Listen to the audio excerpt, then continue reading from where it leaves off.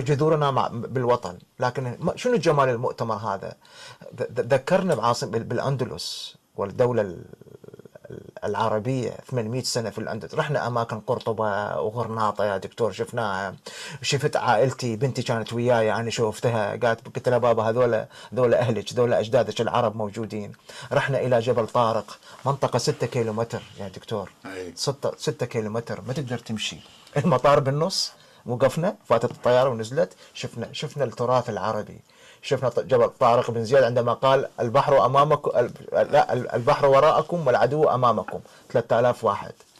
لكن المفارقة اللي شفتها أنا بجبل طارق، طبعا المتر المربع الواحد مهم جدا وغالي جدا جدا.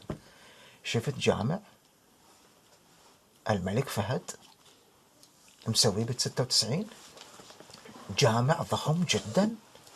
كيف تمكنت المملكة العربية السعودية أن تأخذ هذه الأرض من جبل طارق اللي هي 6 كيلومتر؟